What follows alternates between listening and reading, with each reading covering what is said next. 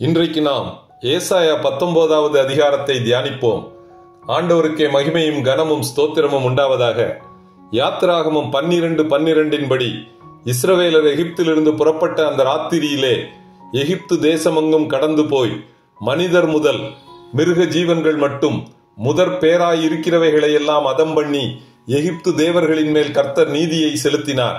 கடைசி நாட்களில் அதை போல் ஒத்த நீதியை எகிப்தின் மீது செலுத்த கர்த்தர் வேகமான மேகத்தின் மேல் ஏறி வருவார். அப்பொழுது எகிப்தின் விக்கிரகங்கள் குலுங்கும், எகிப்தியரின் இருதயம் கரைந்து போகும். எகிப்தியரை எகிப்தியரோட போர்க்கலக்க பண்ணுவார். எகிப்தியரின் ஆவி சோர்ந்து போகும். தானியேல் 11:43 படி எகிப்தியனுடைய பொன்னும் வெள்ளியுமான ஐஸ்வர்யங்களையும் உச்சிதமான எல்லா வஸ்துக்களையும் வடதிசை என்று அழைக்கப்படும் அந்தி கிறிஸ்துவாகிய கடினமான அதிபதி ஆண்டு கொள்ளுவான். சகரியா 10:11 படி கர்த்தர் பெரிய சமுத்திரத்தின் அலைகளை அடிப்பார், நைல் நதியின் ஆழங்கள் வறண்டு போகும். ஏசாயா 11:15 படி கர்த்தர் எகிப்தின் சமுத்திர முனையை தமது காற்றின் வலுமையினால் முற்றிலும் அழித்து போடுவார்.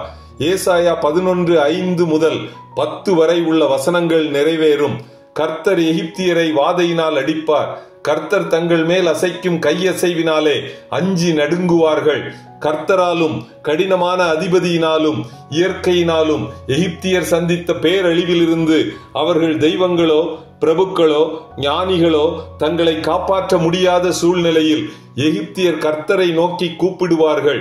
அப்பொழுது ஆண்டவர் இரட்சகராகிய இயேசு கிறிஸ்துவை அனுப்புவார். அப்பொழுது கர்த்தர் எகிப்தியருக்கு அறியப்படுவார்.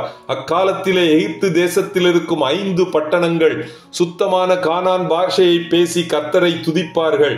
அவற்றில் ஒன்று விக்கிரகங்கள் நிறைந்த நிர்மூலமான பட்டணம். இந்த பட்டணத்தில் உள்ளவர்கள் விக்கிரகங்களை உதறி எறிந்துவிட்டு கர்த்தரை தொழுது கொள்ளுவார்கள். எகிப்து தேசத்தின் நடுவிலே ஒரு பலிபீடமும் எல்லை அருகே ஒரு ஸ்தம்பமும் உண்டாயிருக்கும். எகிப்தியர் அசீரியரோடும் கூட எருசலேமுக்கு வந்து ஆராதனை செய்வார்கள். இஸ்ரவேலரும் எகிப்தியரும் அசீரியரும் பூமியின் நடுவில் ஆசீர்வாதமாயிருப்பார்கள். இத்துடன் ஏசாயா 19ஆம் அதிகாரம் முடிவடைகிறது. கர்த்தர் தாமே நம் எல்லோரையும் ஆசீர்வதிப்பாராக. ஆமேன்.